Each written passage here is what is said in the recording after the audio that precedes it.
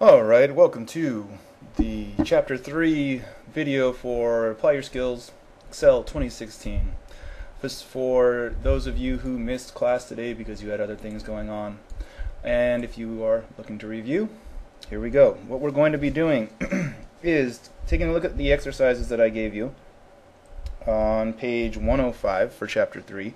The Apply Your Skills section will go through each exercise and, well, then we'll stop.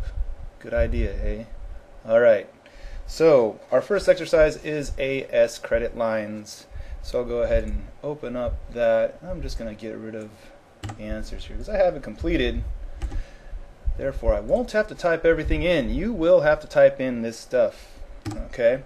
So you'll type in this worksheet as you're instructed to on the exercise. And it's just a simple formula sheet. So all you're going to need to do, in fact, let me zoom this in a little bit if I can, and I can. There we go. You got to create the subtotal there. Subtotal is just going to be previous balance plus new charges, so that's easy. I'm just going to, well, you can auto sum that really. If you want to type it in, you can, but auto sum will work just fine. We'll go auto sum, and it asks me if I want that range. I do, so I'll just press enter, giving me the answer, and I'm going to fill on down with the fill handle. Okay. Whoops. This is not supposed to be down here yet. Alright, then the new balance. The new balance is going to be the subtotal minus the payment amount. So that also should be pretty simple. We're going to start off with an equal sign, subtotal minus payment amount. You got there, and that's it. Equals D4 minus E4. And we'll take that and fill it down as well. Alright, fill handle. Then all we have left here is the total credit, and you can do that by auto summing one at a time, auto sum one, and then pull over with the fill handle if you need to. Or you could select this entire area down here, click the auto sum button, and it's going to add everything up for you. Okay. The only other thing that you're asked to do is display the formulas and change views. So display formulas is in the formulas tab here. Here's the show formulas button. That would allow you to do it. Or, as some of you would call it in class, Rose, Sarah, the middle, second to last row, you would call it control and the weird key, or the strange key, or whatever you want to call it. It's control tilde. Turns on formulas, turns off the formulas. If you need to, you can switch views down here. Oh, you can't see that on my screen. I'll just go to the view tab then. You can go to page layout view, and that's going to give you a view looking like this. That's what the book calls for, so that's about it. And that's the end of this exercise. So we'll move on to the next. I'm just going to file, close this. Do I want to save the changes? Nope. And I'm going to file, open, and where's the next one? The next one is accounts receivable. You actually are going to start with a blank sheet on this one. So you are going to type all this stuff in. Alright? You're going to type in all of that stuff. It'll show you on the handout on page 106 what exactly you're supposed to do. Okay. Then you're, well, supposed to calculate the totals, highest, lowest, the interest, the new balance. And it's going to tell you on your worksheet that the interest is 1.5%, so equals 1 point, hold on. I'll zoom in a little bit on this guy. Or at least I'll try to. As soon as I press escape, I can do that. There we go. So the interest, maybe a little more. The interest is going to equal 1.5%. Where's my percent? There it is. Times the, in parentheses, beginning balance. So beginning balance is here. Minus payments. And that's it. It'll show you that on your worksheet spelled right out there for you. What did I do? Oh, no end parentheses. No, I don't want to accept that correction. I will go ahead and close it off myself. There we go. And we're good. So I forgot to end the parentheses. That's why I was getting an error there. So once I have that, I can go ahead and, well, I'm going to actually fill this out first and then fill them both down at the same time. So new balance is going to equal the beginning balance plus charges minus payments. There's an alarm. Plus interest charge. So it's going to be that formula there for a new balance. Beginning balance plus charges minus payments plus interest charge, and we get that, like so. So now I'm just going to take both of those, and at the same time with them both selected with the right plus, use the fill handle to drag and fill them down. And we've got that, and that's all well and good. I'm going to come down here and calculate the totals, highest and lowest, and that's just automatic functions, so that'll be real quick. Going back to the home tab, auto sum, it guesses the correct range, I'll press enter. Okay, here's a little bit of a shortcut.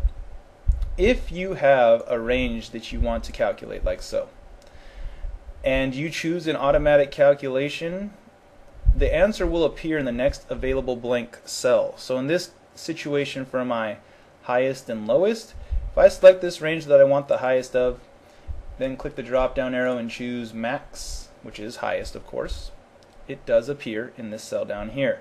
Now that can be a little unnerving because this selection set went down and selected out the total, which you don't want to include. Okay, but it didn't really include it in the calculation. For some reason, when you perform that action, this initial selection drops down and selects this guy down here. Okay, so it ends up looking like this. Even though this is cell B10, and if I click in here, I can see this is only B4 through B9, so my initial selection set was accepted. It didn't go ahead and select anything for me, so everything worked out okay. So you'll see that again here. I'm going to select B4 through B9, drop down arrow, minimum, it appears down here, and now it looks like B4 through B10 is selected. It really isn't. If I look at B12 where I just calculated, it is B4 through B9, so that technique does work out pretty well. So I'm going to select these guys, fill them down, release, voila, done there. Oh, actually this also wants you to go to page layout and print formulas. So again, page layout view, if you turn on formulas with control tilde or control weird button, changing the orientation of landscape in page layout. Orientation, no, it already is landscape. You would print that out. Of course we don't usually print, so I'm going to go back to normal, go back to home, go back to normal view here, and that's about it for this one. We'll move on. We press forward. Absolute references. I'm going to file close this one and don't save, and then file open. We're looking for January price change. January price change is there. It is, and let's get rid of that. So again, let me go ahead and zoom in. And you are going to have to type this out, then figure out a formula that gives you this price change. And it shows you that discounted price equals original price times 1 minus the discount rate. We're on page 107 now, by the way. Okay. So what we're going to do is type equals. We can see that they give us the formula here, which is original price times 1 minus discount rate. Alright. So original price is that, times asterisk in parentheses 1 minus the discount rate, which is B3. Looking at B3, it's off there on its own. In fact, the exercise says use B3 as an absolute cell reference. So absolute, remember, is the entry with $2 signs. It doesn't allow a cell to move at all. So press F4, that's your absolute. rather than a mixed. And I'll end the parentheses there, and that should be it. And that is it. So I'll just go ahead and press enter. Again, remember $sign means lock, locked in position. This cell's not moving anywhere if I fill the formula in one direction or the other. So I'll press enter, fill the formula down, and there it is. The exercise calls you to perform a what-if analysis, not an if-then statement. Different. They're different. Typing in 10% here, pressing enter, and you're going to see how your numbers change, and you'll go right back to the original, and that's done. And I think that's about it. Display formulas, print formulas. We've done that a couple times already, so I am going to skip it and move on to page 108. So, file, close, don't save, file, open, browse, not browse. Okay. File, open, AS projected net profit. That's the one. So here we are. Here's all our numbers that don't need to be there yet. And zooming in and making sure you can see everything. There we go. Alright, so this is what you're going to type out. Once again, we need to make a formula that is going to allow us to pull to the right here and pull down, and we only want to have to make that formula once, okay? Because employee costs matches here, capital expenditures matches there. We should be able to make a formula that will allow us to include all our quarters 1 through 4, and these items down here in one entry and be able to fill it everywhere. Okay, so for example, our first entry is equals B4 times B15. Okay, our quarter 1 revenue times our employee cost percentage. Okay, so that's going to show us what our employee cost is. If we want to be able to pull to the right, then pull down with this formula, we need to do some locking of cells into place. So I'm going to move back. Whoops, I'm not going to move that. I'm going to move back here next to B4, and I need to change this into a mixed cell reference of some sort. And this is a situation where when I pull to the right, I want this to be able to shift to the right. When I pull down, I don't want it to shift down. Okay, because if it shifts down, it's going to pick up blank cells, it's going to pick up bad information. I want it to stay as quarters 1 through 4 if I were to use the fill handle and pull down. To make that happen, I need to lock it inside of this row 4 here, so it can't move out of row 4 into another row like 5 or 6 or on down. To lock the 4, that means the $ needs to be in front of the 4. Okay, that $, remember, we think of it as a lock. It locks the cell in that portion of the cell reference into place. So in this case, row 4 cannot move out of row 4. There. Opposite being true for employee costs down here. Okay, we want it to be able to move down, because as we pull down, we want it to pick up the capital expenditures cost or percentage, manufacturing percentage, so on and so forth, marketing and sales. But if we pull to the right, we don't want it to move to the right and pick up blank space out here. We always want to use these numbers. So we need to lock it inside of column B, so it can't move into columns C and D and all onward and upward. So we lock the B portion of this by placing a $ there. Okay. Or if you use the F4 key, you could place the insertion point after the cell reference, press F4 a couple times, and it'll cycle on through to the correct entry. But that's about it. Okay, B $4, that locks row 4 in place. $B15, that locks column B in place. So I'm going to press enter because that's done. Hopefully that's clear. We went over mixed cell references quite a bit. Now I should be able to pull this to the right and fill in, then pull down and fill in, and everything's looking okay. Alright, you can double check your formulas up here, but they should all work out.